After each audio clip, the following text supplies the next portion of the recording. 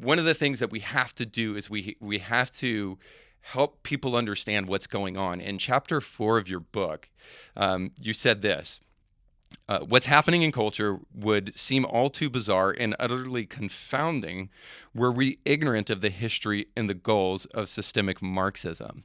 Now, I think that that's where so many people are living in this space right now, and even Christians are resisting Christian ideas, traditional Christianity and biblical truth. They're resisting it because of cultural talking points. And so many of us are living in this kind of confused space for like, we don't understand why we're normalizing gender to have like 78 genders and climbing, right? I was on a podcast just the other day and said LGBTQIA plus, and they were like, wait, where did those last IAs come from? I hadn't heard that's a thing now, but it just seems like that's an ever increasing thing, right?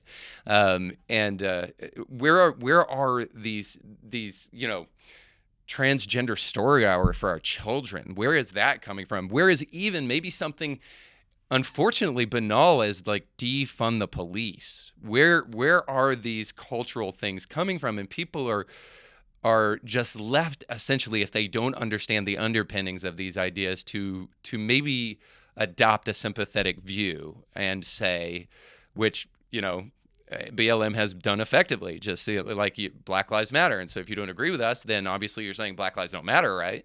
And so we're threatened and extorted into following these cultural trends if we do not know where they come from. And this is what I find is the big thing that's lacking in the church, is that we do not know our history well. We do not know the underpinnings of these cultural phenomenons. And if we did, we would understand the necessity for pushing back against them. So perhaps I'm going to approach this kind of in a weird way maybe, but perhaps if you can, and I know this is a big thing, but if you can condense it as much as possible, could you give us a timeline of the woke movement, starting with Marx, moving into Gramsci, moving into kind of the critical theory of of people like Horkheimer and stuff in Columbia, and then maybe even couch that too in terms of conflict theory and why that's important in terms of where we're at today. Sure. So in the book, I go through an origin section which traces this history. And I started with Karl Marx, who actually really, by using him, I'm actually starting with Hegel. So Marx was a big devotee of the philosophy of a German philosopher named Hegel. And Hegel came up with what he called the dialectic, which really explains a lot of the woke movement today. And the dialectic was basically just that he understood that all social movements or all of society basically has some internal contradictions where there's going to be some elements of society that are at odds with one another. So you'll start with the status quo, which you call the thesis. There'll be the internal elements that are contradictions. So for example, Marx took this structure and said, well, this is the ruling class and the working class. This is an internal contradiction because it's not a coherent or harmonious society when you've got this sort of economic oppression. And so at some point, the working class revolts against the ruling class. This is called the antithesis. And then they come up with a synthesis, which is the combination of these, what had been and what now is. And then you start a new thesis, and then society just keeps going through these revolutions and with each revolution, you're getting closer to a utopian state until ultimately Marx predicted we would be in, this communist utopia. Yeah. But it only can be achieved through a series of revolutions. And so he really identified the enemy of revolution as being two things: the church and the family. Why? Because Christianity, he rightly recognized, gives people a context for their suffering. It says, well, I don't have as much as the next guy, and I have hardships in my day, but I'm given a model of embracing my cross. I can take my sufferings, and they can be something that I can grow closer to Christ through. And I don't have to envy the other person. I don't have, this life is not all there is. There's another life. And so that kept people from being angry and revolting against their circumstances. Secondarily, is this why Marx said that religion is the opium of the people? Yeah. So the religion was considered to keep us out from having a correct consciousness. It gave us a false consciousness where we thought we could be satisfied with a fundamentally oppressive life. Yep. And the family, he said, really did the same, because family life gives you it is by definition sort of there's a hierarchical structure to it. Children are, subordinate to their parents, in a healthy, well-ordered family, in a loving way, not in a dominating way. But there is a natural community there that really defies the power of an ideology. It protects you from ideology in a way, because it gives you a sense of belonging. It gives you a sense of your personhood, things that are really the antithesis of what revolution wants from people. The revolution wants you to feel diminished. It wants you to feel angry. It wants you to feel depersonalized, right, until you are helpless and then enraged. Yeah. So this was this was a very small snapshot of his formulation of the world. And then after World War I, there were a group of German Marxists who were frustrated that the revolution had not come to pass. Marx had said it was inevitable, but the German proletariat had not risen up. And so they started this institute called what eventually became to be called the Frankfurt School.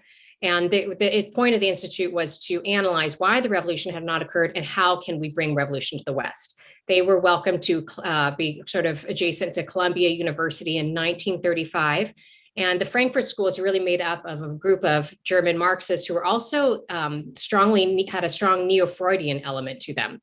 And this is really where you get critical theory.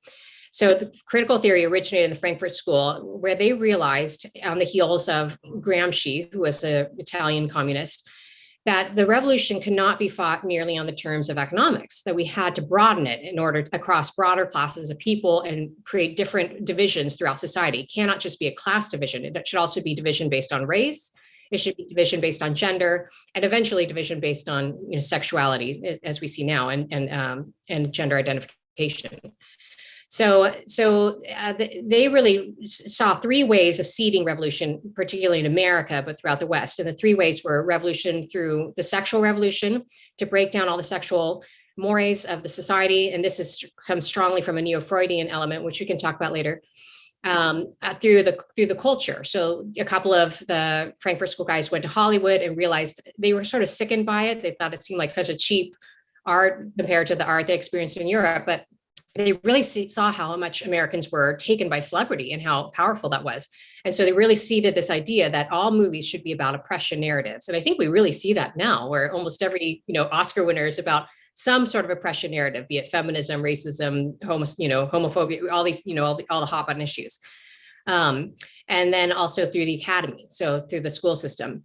So, and I think we see how effective that has been, decades later, that all of this work that they put in, they really understood that revolution has to go underground at this point. It's not going to be a revolution that's fought in the streets, or at least not anytime soon. It's going to be a revolution that's seeded through changing the way people understand and view society, and getting people to see all of society and all of human interactions as struggles for power. That in every human interaction, someone's an oppressor and someone's an oppressed, and you have to identify that. And that's the goal of becoming a social justice warrior, finding that injustice and fighting against it. And it really creates a society. People are very suspicious and defensive and accusatory. And ultimately, I think, an extremely toxic society. You can catch brand new episodes of Indie Thinker with Reed Uberman every Monday, and weekly bonus episodes to keep you thinking throughout the week. But you have to subscribe and click the bell to be notified when new episodes drop. If you enjoy this content, make sure to like this video and share it with friends.